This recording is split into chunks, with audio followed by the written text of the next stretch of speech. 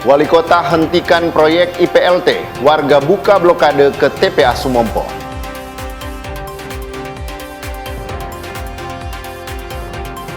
Menteri Dikdasmen respon keracunan MBG.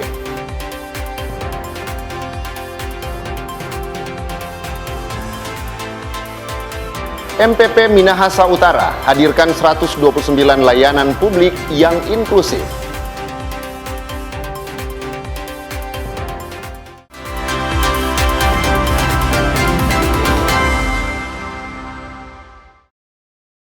Selamat pagi saudara, apa kabar Anda hari ini? Jumpa lagi dalam program Kompas Manado Pagi, Senin 29 September 2025. Selain 3 berita utama tadi, Anda juga bisa menikmati sejumlah informasi menarik lainnya yang dihimpun tim redaksi Kompas TV Manado. Bersama saya Davis Pinontoan. Inilah Kompas Manado Pagi selengkapnya, hanya di Kompas TV, independen, terpercaya.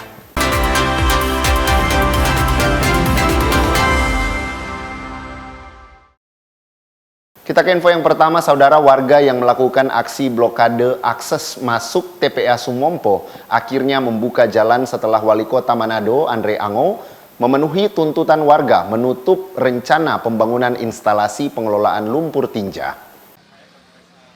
Aksi damai warga yang memblokade akses masuk ke TPA Sumompo berakhir pada Jumat sore pekan lalu.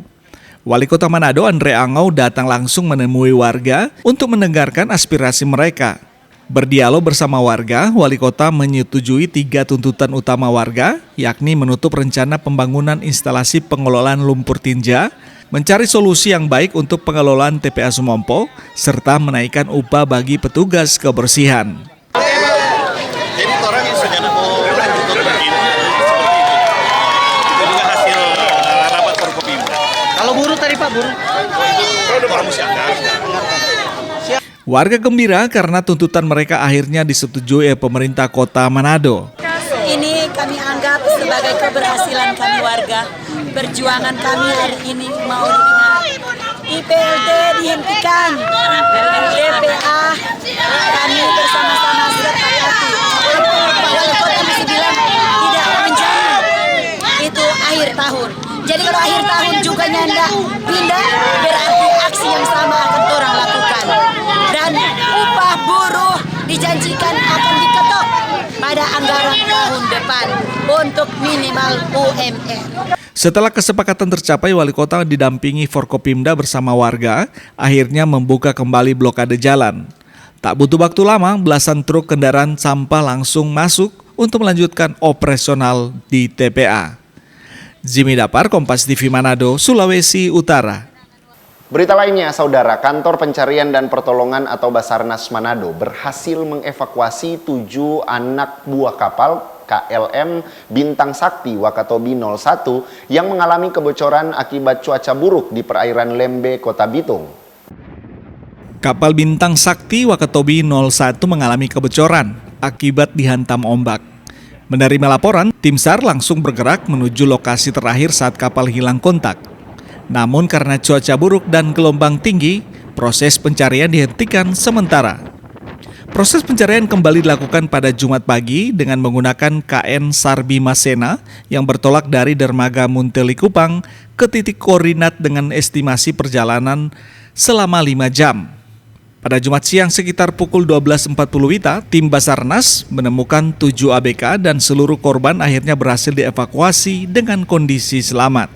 Kronologis kejadian pada tanggal 25 sekitar pukul 02.53 kapal mengalami kebocoran dan pompa air tidak bisa untuk pompa air dan setelah itu mengalami lost kontak.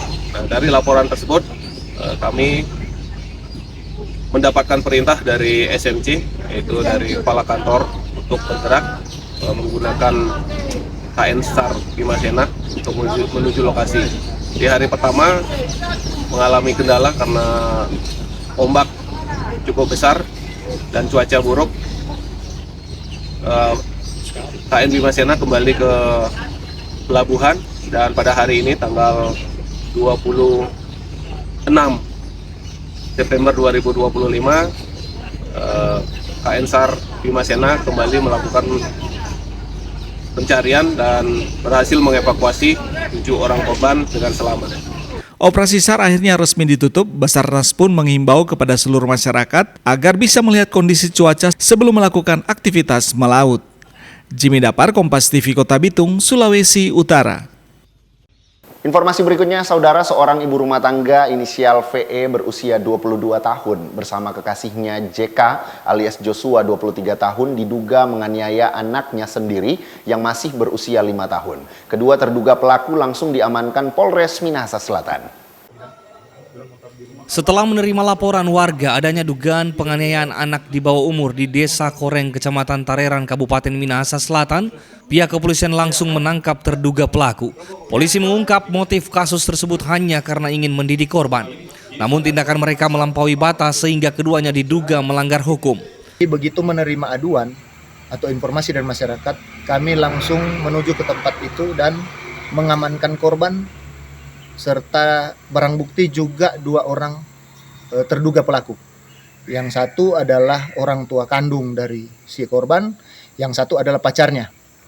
Nah, setelah mengamankan anak korban pelaku dan barang bukti tersebut, kami langsung melarikan korban ke rumah sakit di RSUD Amurang.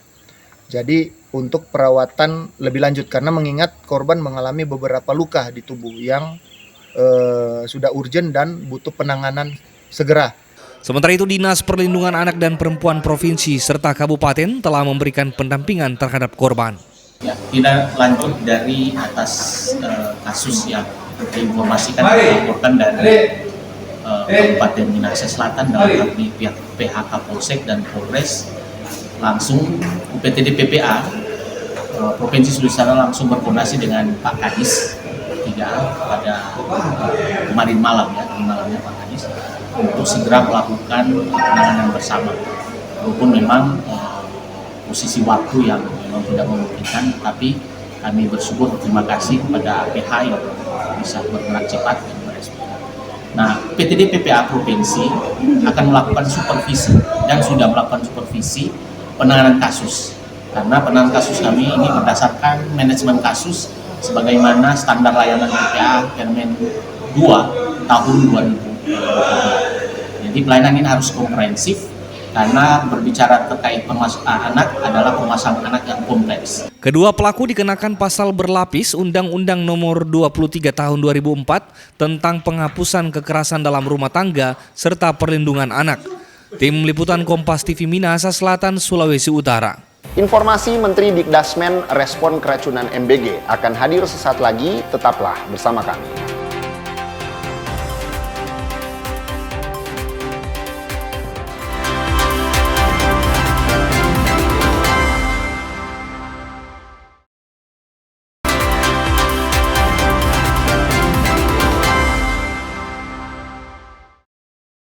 Kembali Anda menyaksikan Kompas Manado Pagi. Saudara Menteri Pendidikan Dasar dan Menengah Abdul Muti menghadiri sekaligus membuka rapat koordinasi unit pelaksana teknis di bawah Direktorat Jenderal PAUD, Dikdas, dan Dikmen yang berlangsung di Manado pada Jumat pekan lalu. Menteri Abdul Muti memaparkan sejumlah program prioritas nasional Kemendikdasmen.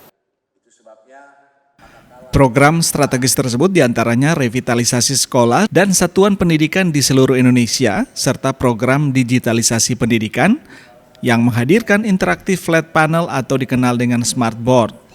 Adapun anggaran negara dalam program revitalisasi sekolah di seluruh Indonesia di tahun 2025 mencapai 16,9 triliun rupiah dengan sasaran lebih dari 13.800 satuan pendidikan.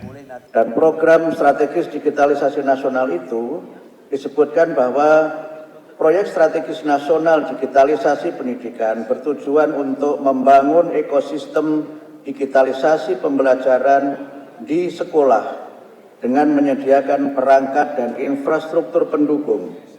Komponen utama dalam proyek strategis nasional ini meliputi penyediaan smartboard atau kita sebut dengan IFP, interaktif flat panel, laptop, media penyimpanan konten, misalnya external hard disk drive, serta akses internet terhubung serta akses internet satelit dan panel surya untuk satuan pendidikan yang tidak terhubung ke internet dan atau akses listrik. Sementara itu, Gubernur Sulawesi Utara Julius Selvanus mengapresiasi Kementerian Pendidikan Dasar dan Menengah yang telah menyelenggarakan Rakor Nasional di Kota Manado. Pendidikan sebagai dasar dalam kita mengelola sumber daya alam yang kami miliki. Sumber daya alam dibandingkan dengan sumber daya manusia, kalau tidak bisa dikelola, ini manusianya yang salah.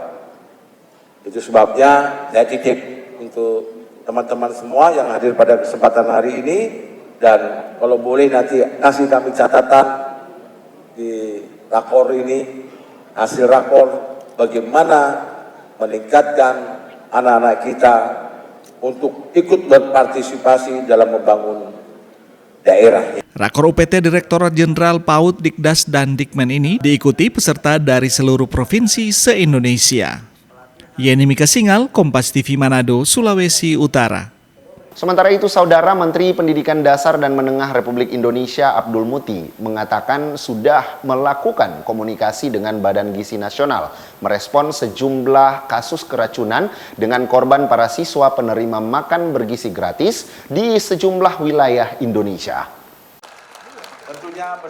Hal ini disampaikan Menteri Pendidikan Dasar dan Menengah Abdul Muti usai melakukan kegiatan senam bersama siswa dan tenaga pendidik di halaman kantor Gubernur Sulawesi Utara Jumat pagi. Abdul Muti bilang Kementerian Pendidikan Dasar dan Menengah pada prinsipnya mendukung program makan bergizi gratis di mana para siswa di sejumlah wilayah di Indonesia merupakan bagian dari penerima manfaat MBG. Namun demikian, kasus keracunan dalam program MBG dengan korban para siswa di sejumlah wilayah di Indonesia diharapkan bisa menjadi bahan masukan sekaligus evaluasi bagi Badan Gizi Nasional agar tidak semakin meluas di wilayah Indonesia. Jadi yang pertama kami tegaskan bahwa program makan bergizi gratis ini pelaksananya adalah Badan Gizi Nasional. Kementerian Pendidikan Dasar dan Menengah merupakan sebagian dari penerima manfaat untuk program makan bergizi gratis itu. Yang kedua, kami mendukung sepenuhnya program makan bergizi gratis yang itu juga sejalan dengan program 7 kebiasaan Indonesia Hebat, yaitu makan sehat dan bergizi. Nah, bahwa kemudian ada beberapa kasus yang tidak kita kehendaki, ada ya anak-anak yang mengalami keracunan, kami berharap agar ini bisa menjadi input terutama bagi Badan Gizi untuk melakukan evaluasi, dan kami juga sudah berkomunikasi untuk bagaimana ada perbaikan-perbaikan. Kemarin kami ada rapat di kementerian di tingkat eselon 1, untuk membahas bagaimana agar pelaksanaan MBG ini dapat lebih baik lagi di masa-masa yang akan datang.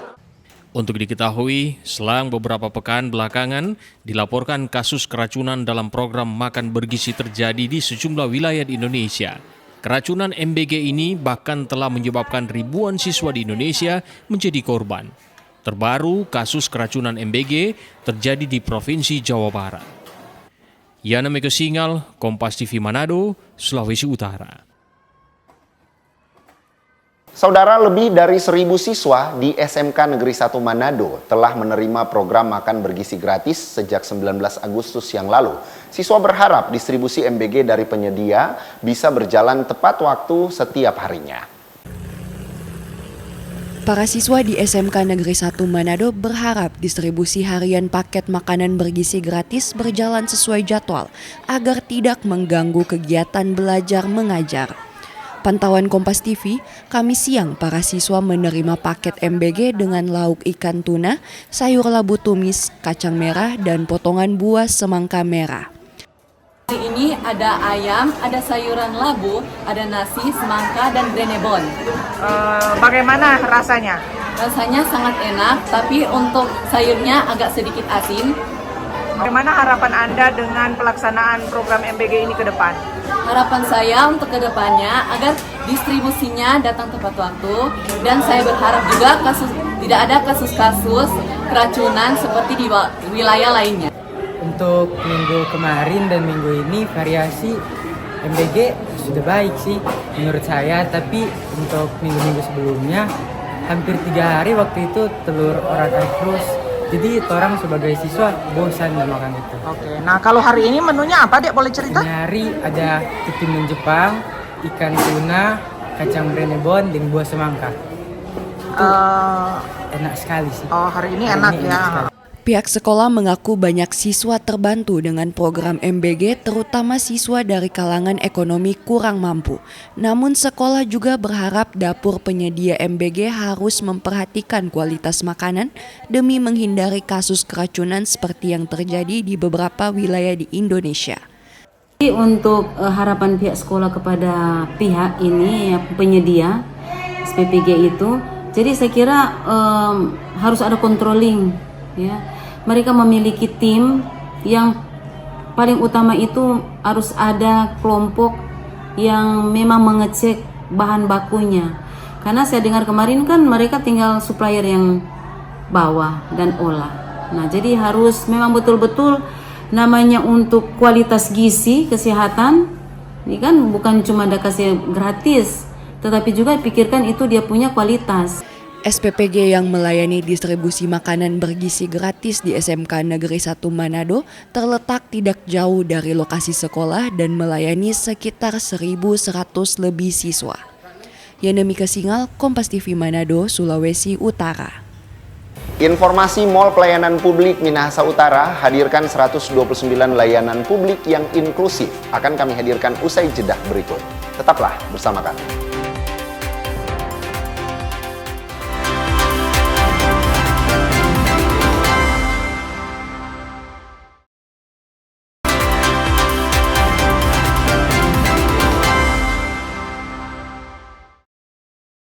Terima kasih Anda masih bersama kami di Sapa Manado. Saudara Polda Sulawesi Utara melakukan panen raya jagung di Desa Kauditan, Kabupaten Minahasa Utara, Sabtu pekan lalu. Panen raya ini bentuk dukungan terhadap ketahanan pangan yang dicanangkan Presiden Prabowo Subianto. Polda Sulawesi Utara menggelar panen raya jagung kuartal 3 secara serentak dalam rangka mendukung program Swasembada Pangan Nasional tahun 2025. Panen raya dilakukan di lahan perkebunan jagung di Kauditan, Kabupaten Minahasa Utara. Karo Esdem Polda Sulut, Kombes Pol Slamet Waloya mengatakan, Polda Sulut memanen jagung dari lahan binaan seluas 30 hektar dengan estimasi hasil mencapai 100 hingga 120 ton. Nantinya hasil panen jagung ini akan disalurkan ke Bulog untuk memperkuat cadangan pangan, khususnya jagung di wilayah Sulawesi Utara. Baik, jadi dalam rangka mendukung ketahanan pangan, Polda Sulawesi Utara bersama Polres Jatibarang saat ini melaksanakan panen serentak bersama dengan polda-polda lain di seluruh Indonesia, dan hari ini kita melaksanakan panen serentak melalui Zoom yang dipimpin oleh Bapak Kapolri. Untuk di Polda Sulawesi Utara saat ini, untuk hari ini kita melaksanakan panen di lahan-lahan milik kelompok tani yang menjadi binaan dari Polda Sulawesi Utara, yaitu untuk hari ini seluas 30 hektar dengan estimasi panen sebesar 100 sampai 120 ton. Ya. Kegiatan panen raya menjadi wujud nyata dukungan Polda terhadap program ketahanan pangan nasional yang dicanangkan pemerintah, sekaligus sinergi antara kepolisian, pemerintah daerah, TNI, dan masyarakat dalam menjaga ketersediaan pangan strategis di tahun 2025. Jimmy Dapar, Kompas TV Minahasa Utara, Sulawesi Utara. Berita lainnya, saudara kapal perang Filipina Minggu pagi sandar di pelabuhan TNI Angkatan Laut Samuel Languyu. Kedatangan kapal perang Filipina dengan puluhan personil tersebut untuk latihan bersama keamanan laut di perbatasan kedua negara. Kedatangan kapal perang Filipina BRP Artemio Ricarte disambut antusias Kodareal 8 bersama Forkopimda Kota Bitung. Komandan Satuan Kapal Patroli dan Satrol Kodareal 8 Marvel Fritz yang mewakili Komandan Kodareal 8 menegaskan, latihan bersama ini selain memperkuat hubungan bilateral Indonesia dan Filipina, juga melatih prajurit kedua negara dalam menjaga stabilitas keamanan maritim di wilayah perbatasan Indonesia dan Filipina. Kegiatan MTA ini adalah kegiatan tahunan yang dilaksanakan oleh kedua belah negara. Ini adalah bagian dari hubungan bilateral antara Indonesia dan Filipina, di mana dari sisi TNI Angkatan Laut dan dari Angkatan Laut Filipina kami melaksanakan joint exercise atau latihan bersama dalam wadah MTA, Maritime Training Activity. Latihan ini sudah akan dilaksanakan kurang lebih seminggu. Ini merupakan suatu program dari TNI Angkatan Laut dan juga program dari Angkatan Laut Filipina. Latihan bersama melibatkan 2 kapal perang, yakni KRI Lumba-Lumba 881 dan BRP Artemio Ricarte. Latihan bersama ini akan berlangsung hingga 3 Oktober mendatang. Jemi Anis, Kompas TV Kota Bitung, Sulawesi Utara. Informasi selanjutnya, Saudara, pemerintah Kabupaten Minahasa Utara terus mendorong peningkatan pelayanan prima kepada masyarakat. Salah satu terobosan yang dilakukan adalah peningkatan kapasitas mal pelayanan publik dengan akses publik yang lebih inklusif. Pemerintah daerah Kabupaten Minahasa Utara kini resmi memiliki mal pelayanan publik yang lebih representatif dan inklusif. Gedung baru Mal Pelayanan Publik di Minahasa Utara sebelumnya telah diresmikan pengoperasiannya oleh Bupati Minahasa Utara Jone Ganda pada 15 September 2025 dan secara nasional oleh Menteri Pan-RB pada 24 September 2025. Memiliki gedung baru dengan standar pelayanan publik, MPP di Minahasa Utara ini memiliki 129 layanan publik dari 11 organisasi perangkat daerah serta 4 instansi eksternal seperti layanan BPJS Ketenagakerjaan dan BPJS Kesehatan. Tidak hanya itu, di era digitalisasi saat ini, Pemda Minahasa Utara juga telah menerapkan aplikasi secara online agar warga bisa mengakses proses pendaftaran lewat smartphone. Sistem jemput bola juga akan mulai diterapkan guna melayani masyarakat yang ada di pelosok desa dan pulau-pulau. Negara hadir di tengah-tengah masyarakat, sehingga gagasan inilah maka dibawa dalam bentuk mal pelayanan publik yang mengintegrasikan semua jenis pelayanan yang ada di pemerintah Kabupaten Minahasa Utara. MPP Kabupaten Minahasa Utara ini pada tanggal 15 Agustus kemarin sudah dilaksanakan peresmian secara mandiri, yang tentunya menjadi salah satu syarat yang diajukan oleh Kementerian Pan-RB, sehingga pada kemarin tanggal 24 September boleh diresmikan secara nasional.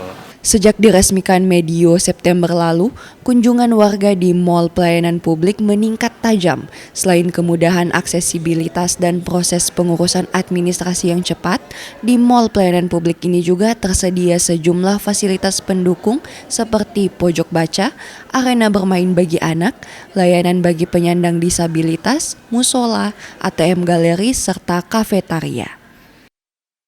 Lagi urus kehilangan KTP sama pindah BPJS dari Mandiri ke pemerintah. Sangat puas sekali karena cepat sekali. Tidak sampai setengah jam sudah selesai semuanya. Dibandingkan yang kemarin di sana banyak antri, di sini udah bagus, enggak antri. Terus akte kelahiran. Sudah selesai. Tinggal tunggu. Sudah selesai. Sangat cepat. Ya, dan juga tempatnya nyaman. Kalau dapat kemajuannya besar dan ini tidak kepanasan. Pemerintah Kabupaten Minahasa Utara optimis dengan adanya mal pelayanan publik ini akan berdampak pada sektor lain, diantaranya meningkatnya pendapatan asli daerah. Anata Samewo, Jimmy Dapar, Kompas TV Minahasa Utara, Sulawesi Utara. Informasi tadi menutup perjumpaan kita dalam program Kompas Manado Pagi. Anda bisa menyimak video tayangan kami di kompas.tv atau siaran langsung via streaming di kompas.tv/live. Saya, Devis Pinontoan, pamit undur diri. Tetap saksikan rangkaian program berita di Kompas TV, independen, terpercaya.